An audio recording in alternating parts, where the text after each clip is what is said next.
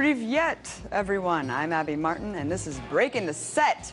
So if you haven't noticed, every country in the world seems to be wrapped up in revolt right now. In Ukraine, over 1 million protesters have been out in the streets for weeks.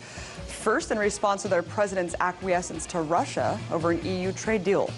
Now the protests have grown, and the Ukrainian government has stepped up its crackdown on dissent. Just today, at least 2 people have already been killed by police during clashes. And the government has gone as far as enacting a new law which bans protests altogether, restricts public assembly, and just in case that doesn't send a clear enough message, they're also doing little things to remind demonstrators that Big Brother is always watching. See, according to Vice, in a bizarre Orwellian twist, many Ukrainians simply in the vicinity of a protest yesterday were sent a dystopic text reading, "Dear subscriber, you are registered as a participant in a mass disturbance." Well, that's not disconcerting at all. Seems like something right out of the pages of 1984. But with cell phone companies and regimes working hand in hand, tyranny by way of technology seems to be government's weapon of choice. Now let's break the set.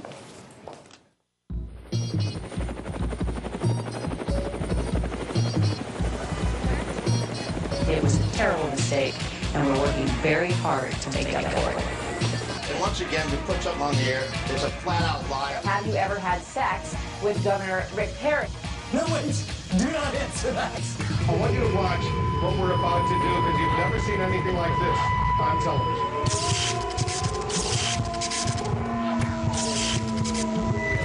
What we need is to question more and to keep it uncensored, real and raw. My simple mission is to change the globe. I'ma do it with this passion and fire and tone. These words are hard hitting, you watching your neck, but you need to tune in because we're breaking the set. Breaking the set. Breaking the set. Earlier this month, victims of the 2010 Gulf oil spill won a major battle against BP concerning the access to compensation funds. See, for over a year, BP claimed that the settlement process was unfair because individuals that suffered no harm were allegedly scamming the company out of billions of dollars.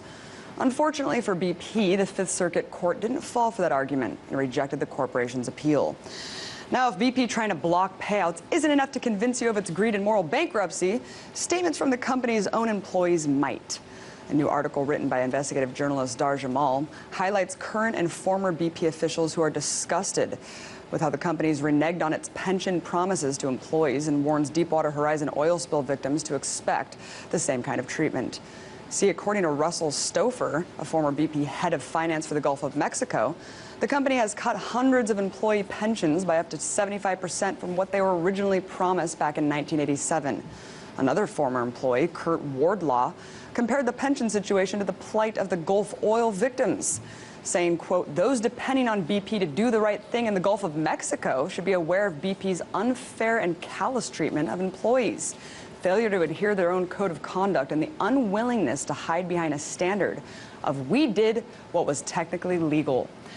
But it's not just former disgruntled employees speaking out against the company. Fritz Gunther, who's a current BP employee in Alaska, actually went on the record to speak about Deepwater Horizon because he says his union protects him from retaliation. Gunther said, quote, "It would not surprise me that BP's not compensating folks. When I saw them backing out of their promises in the Gulf, I said, yep, welcome to my world." Listen, it would be one thing if this was a struggling mom and pop business failing to compensate their employees and pay out victims of its own gross incompetence and criminal negligence. But no, this is BP, a multinational money hoarding machine. All things considered, one would think that bad press would have at least cut into BP's profits by now. But I guess the millions of dollars the company is spending on PR to control the narrative is why they posted record profits last year. Just in the first quarter of 2013, BP's profit was $20 billion, on which they only paid $2.8 billion in taxes. But at least the crisis has made them step up their safety standards, right? Actually, only 9 months ago, the Petroleum Safety Authority in Norway said that the lack of maintenance and management of BP's oil platform in the North Sea led to another leak of about 125 barrels of oil. This after the same agency had already discovered that the platform had inadequate fire and explosion protection, which could have caused another major accident. So instead of just asking how many more employees have to come forward before BP pays their pensions, the bigger question is how many more millions of barrels of oil have to spill before BP pays the real price.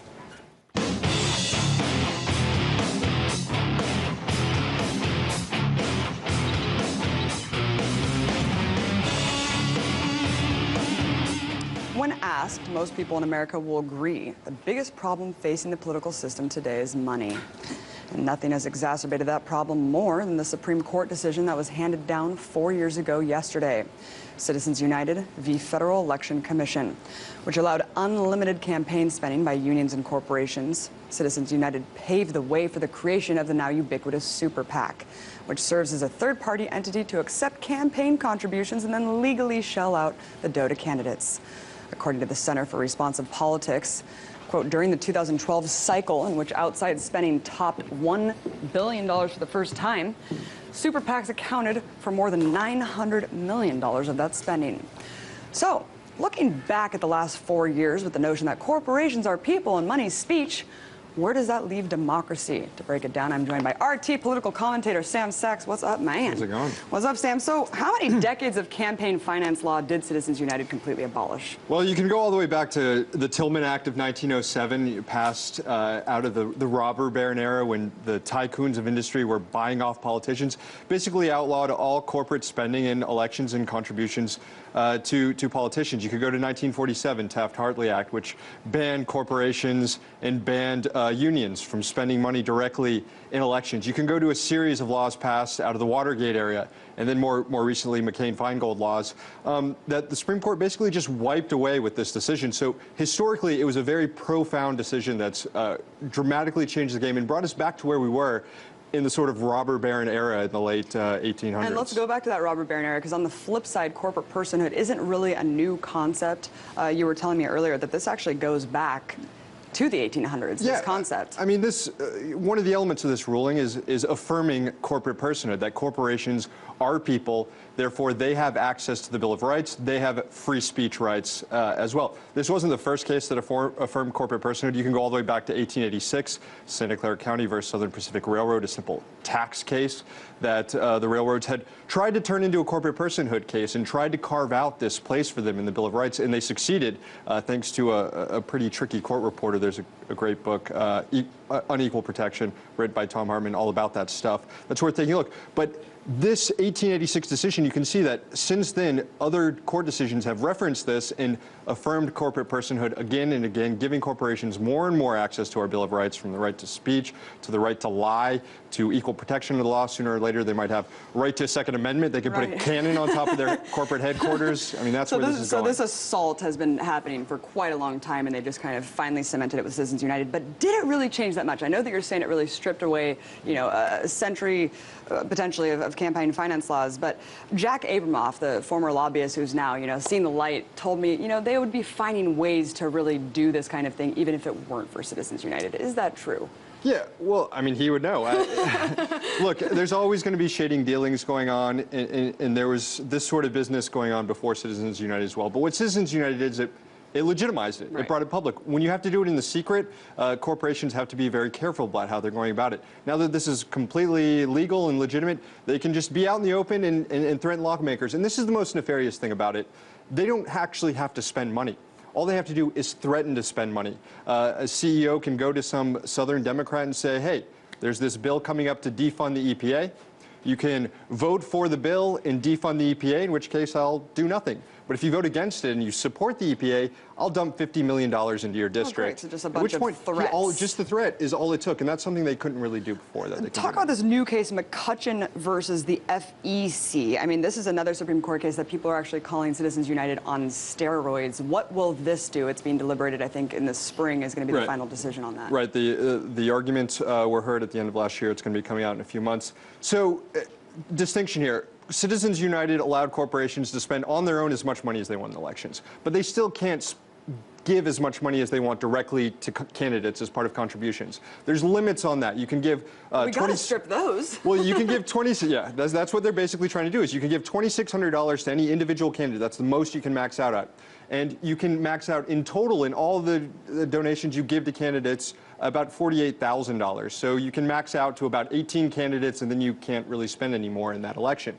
McCutcheon, this rich businessman out of Alabama, wants to get rid of that top limit, that aggregate limit that he can give to all the candidates. That way he can basically max out every candidate running for office that he wants all around the country. So that's a little bit concerning, is you give wealthy people much more outsized influence in elections all around the country. Not only that, if you knock down that top aggregate contribution limit, sooner or later, you're going to knock down the individual contribution limit of $2,600, which will leave billionaires, basically the Koch brothers, can just find their own candidate, completely bankroll his staff, the whole candidate operations, as well as all the commercials. That seems completely fair, Sam. Come on, let's get on the same page here.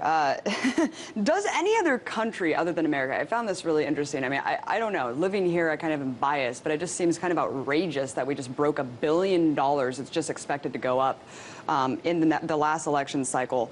Does any other country compare, really, when it comes to this insane amount of spending? Looking at sort of Western advanced democracies, no, not really. I mean, there are a few countries where you see huge amounts of corporate spending. India is expected to have a $2 billion election. Brazil had something around the tune of a $2 billion election. Even President Dilma Rousseff, 98% of her contributions came from corporations. But, you know, as the United States that likes to think of itself as the beacon of democracy for the rest of the world, you know, the oldest democracy in this sort of modern iteration of democracy, you would think that this is pretty troubling, that people are spending as much money as they want, and more often than not, it's the person, way more often than not, it's the person who has the most money that's winning these elections. Right. What do you think about the solution here? Because obviously if you ask people on the street, they'll say, well, of course, money in politics is what's destroying the system.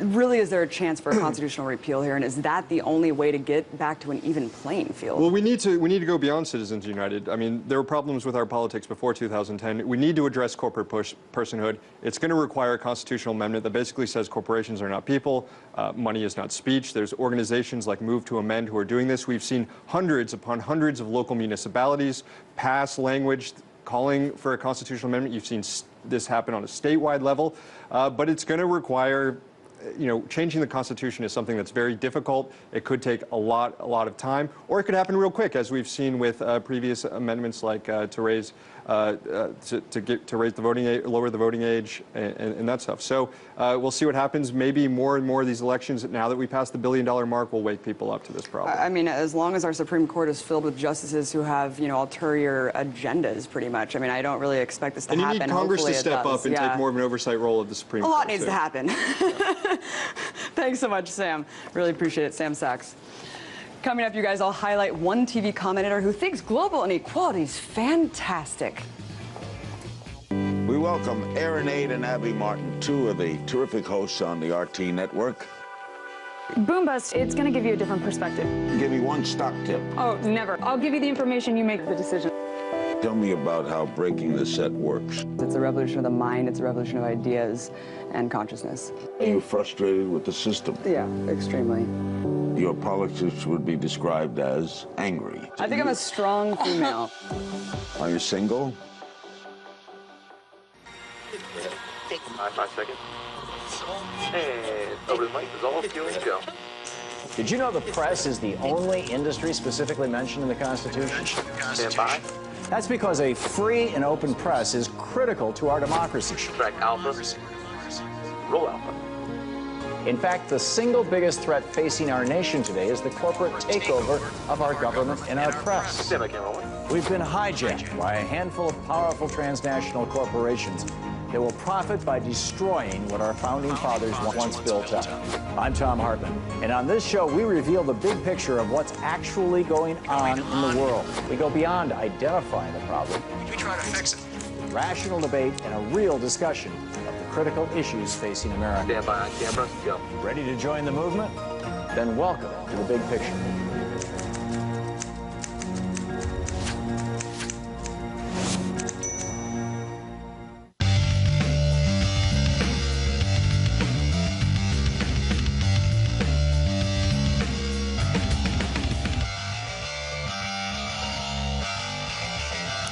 Guys, I know that I cover really depressing news day in and day out. So today I'm especially excited to finally bring you guys something positive. This, according to Oxfam, of the world's 85 richest people, is equal to the 3.5 billion poorest people. It's fantastic. And this is a great thing because it inspires everybody, gets the motivation to look up to the 1% and say, I want to become one of those people. I'm going to fight hard to get up to the top. This is fantastic news, and of course I applaud it. What can be wrong with this? Really? Yes, really. Yes, in case you're wondering what the 1% actually thinks of the fact that only 85 individuals own the same amount of wealth as the poorest 3.5 billion people on the planet.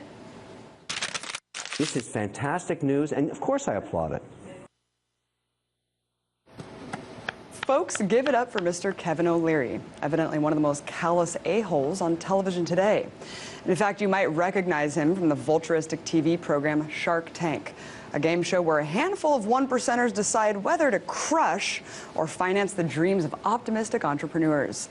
Although I think the show would be more entertaining if O'Leary himself were thrown into an actual Shark Tank.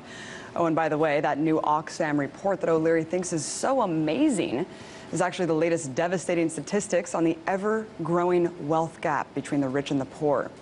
The study reveals some disturbing facts, including how just 85 people control $110 trillion, and that half of the world's wealth is owned by just 1% of the population. Furthermore, the U.S. has the fastest widening wealth gap of all between the rich and the poor in the entire developed world. And while fat cat 1%er O'Leary thinks this is all great news, Oxfam's most harrowing analysis is that global inequality is threatening both the social stability and the security of the entire planet. But according to O'Leary, nothing is more empowering than poverty. And this study is somehow going to motivate the 3.5 billion poorest people to become the next Bill Gates. What he doesn't seem to get is that this unsustainable model of crony capitalism is designed to keep the wealth gap growing. But at least O'Leary's co-host Amanda Lang seems to have a slightly less sociopathic head on her shoulders. Don't tell me that you want to redistribute wealth again. That's never going to happen, okay? You know what? You take a simple stat like this, which is neither good nor bad. It's just a fact. It's a celebratory stat. I'm very excited about it. I'm wonderful to see it happen. I tell kids every day, what's wrong with this? Comes up at a cocktail party. No, Amanda, what's wrong with this statement? One possible response to it. If you work hard, you might be stinking rich one day. We're talking about people in extreme abject poverty. That's how you get 3.5 billion. No, we're not. You were just talking about really rich people.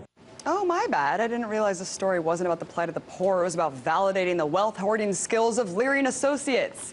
And how hilarious is it that Amanda Lang said that this study, which according to her is neither good nor bad, would be a good topic at a cocktail party? Could you both be any more out of touch? Here's the bottom line. There's 3.5 billion people that are starting to get real pissed off at the fact that they're being effed over by the system. So, while 1%ers like O'Leary sit on their high thrones celebrating the abysmal state of the world, what they should be really doing is cowering under them.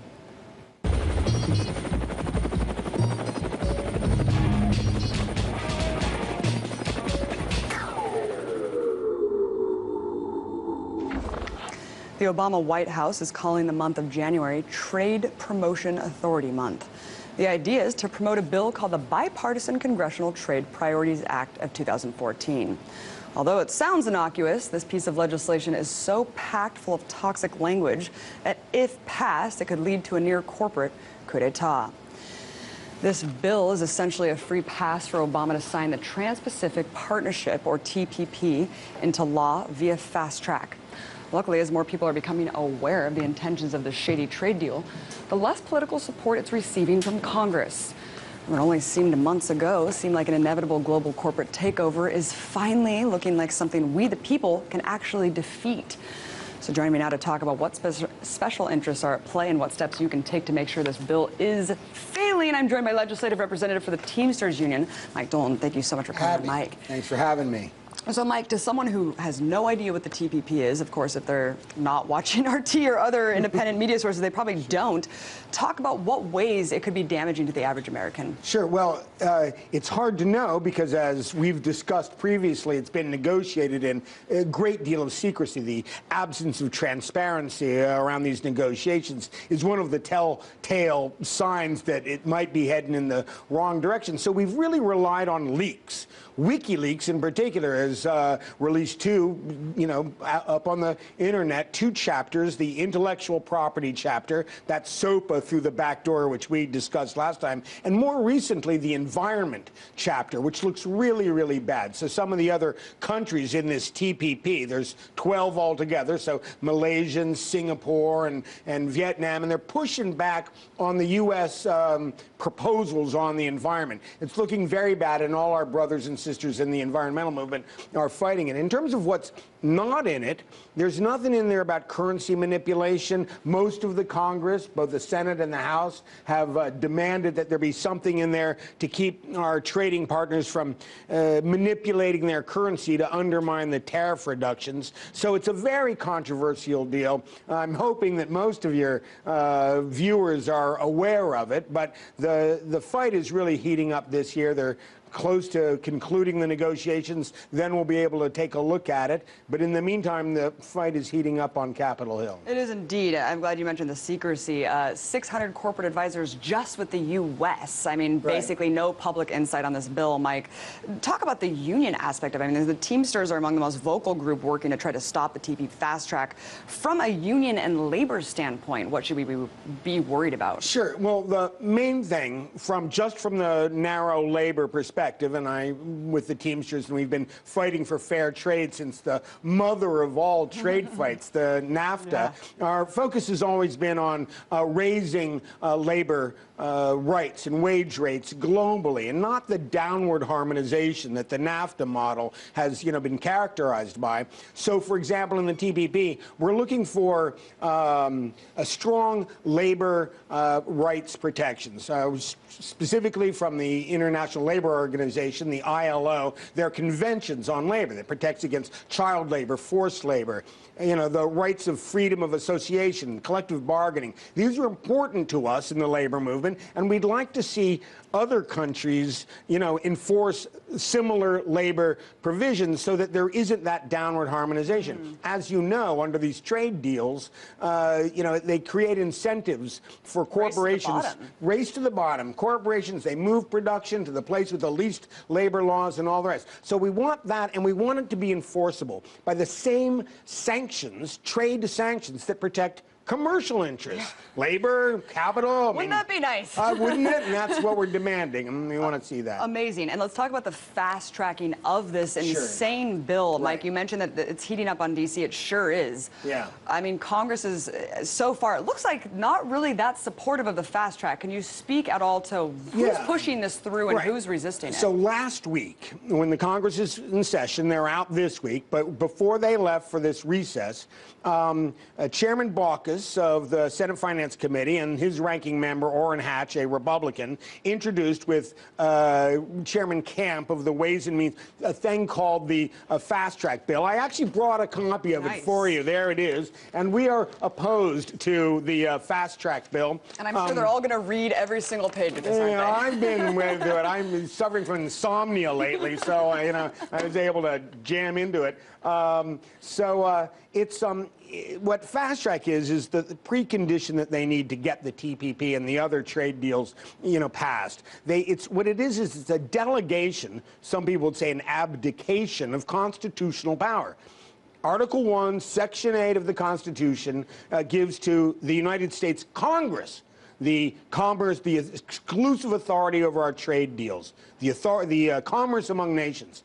And what the fast track bill would do, and grandfathering in the TPP, would give to the executive branch, to the USTR and to the administration, the exclusive power to choose the partners, trading partners, write the contents, control the contents of the trade deals, and then write implementing legislation that would then be treated in the House on an up or down vote, no amendments, limited debate. I call it it's kind of a legislative laxative that's bad for the Constitution, which is a double entendre. It's, anyway, and we're opposed to it. And today was actually a national day of action. The Teamsters and other groups all across the civil society, different constituencies, fighting fast track.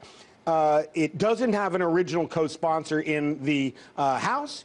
Democratic co-sponsor, and frankly, it doesn't deserve one. So it's in for a big fight, and I encourage your viewers to get involved, to go to stopfasttrack.com or go to teamsters.org, our website, and see how to join the fight against this bad bill. I just can't imagine what members of Congress would think that voting for the fast track would be a good idea politically, unless, of course, they want to kind of pass the buck off to Obama and just say, oh, you know, I didn't know what the real bill was. That's how they like to do things, Mike. Yeah, you're absolutely right, and especially in an election year, right? I mean, they're up for re-election. So they weren't sent to Washington, D.C., to Capitol Hill to export jobs and to give up and abdicate their constitutional responsibility over this. And so cutting across party lines, Democrats and Republicans both recognize that this is a bad bill. And so there's been an upsurge in both sides of the aisle and on both sides of the hill against fast track to fast track the TPP and the other trade agreements. Well, shockingly enough, this isn't the only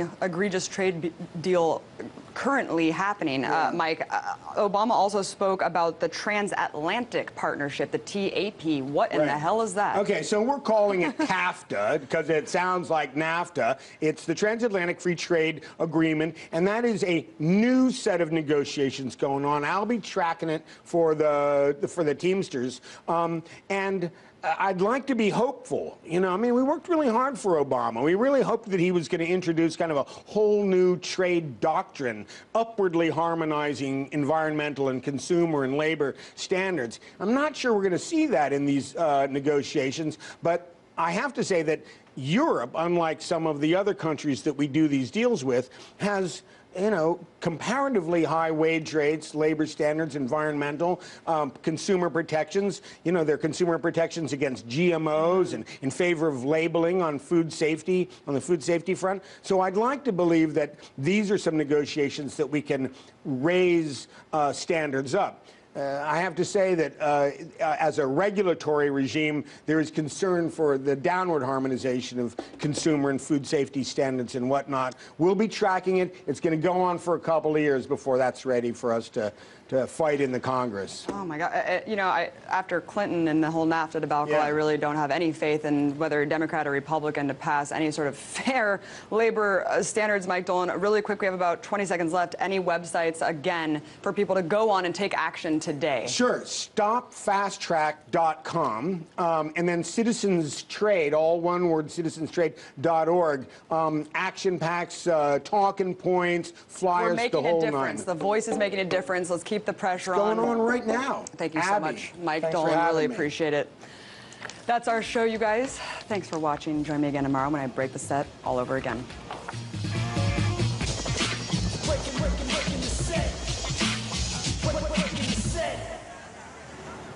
Earlier this month, victims of the 2010 Gulf oil spill won a major battle against BP concerning the access to compensation funds. See, for over a year, BP claimed that the settlement process was unfair because individuals that suffered no harm were allegedly scamming the company out of billions of dollars. Unfortunately for BP, the Fifth Circuit Court didn't fall for that argument and rejected the corporation's appeal. Now, if BP trying to block payouts isn't enough to convince you of its greed and moral bankruptcy, statements from the company's own employees might. A new article written by investigative journalist Dar Jamal highlights current and former BP officials who are disgusted.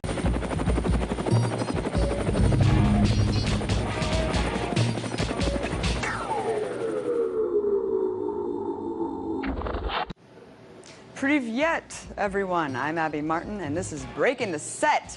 So if you haven't noticed, every country in the world seems to be wrapped up in revolt right now. In Ukraine, over 1 million protesters have been out in the streets for weeks. First, in response to their president's acquiescence to Russia over an EU trade deal. Now the protests have grown, and the Ukrainian government has stepped up its crackdown on dissent. Just today, at least 2 people have already been killed by police during clashes. And the government has gone as far as enacting a new law which bans protests altogether, restricts public assembly, and just in case that doesn't send a clear enough message, they're also doing little things to remind demonstrators that Big Brother is always watching. See, according to Vice, in a bizarre Orwellian twist, many Ukrainians simply in the vicinity of a protest yesterday were sent a dystopic text reading, "Dear subscriber, you are registered as a participant in a mass disturbance. Well, that's not disconcerting at all. Seems like something right out of the pages of 1984.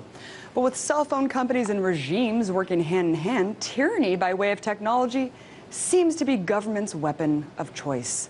Now let's break the set.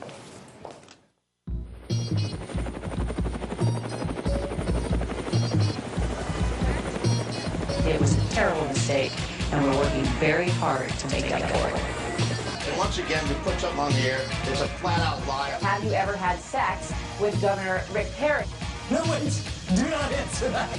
I want you to watch what we're about to do because you've never seen anything like this on television.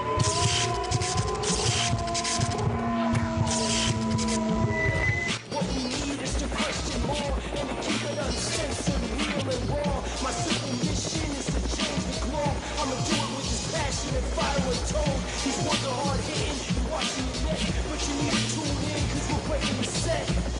With how the company's reneged on its pension promises to employees and warns Deepwater Horizon oil spill victims to expect the same kind of treatment. See, according to Russell Stouffer, a former BP head of finance for the Gulf of Mexico, the company has cut hundreds of employee pensions by up to 75% from what they were originally promised back in 1987. Another former employee, Kurt Wardlaw, compared the pension situation to the plight of the Gulf oil victims, saying, quote, those depending on BP to do the right thing in the Gulf of Mexico should be aware of BP's unfair and callous treatment of employees, failure to adhere to their own code of conduct, and the unwillingness to hide behind a standard of we did what was technically legal.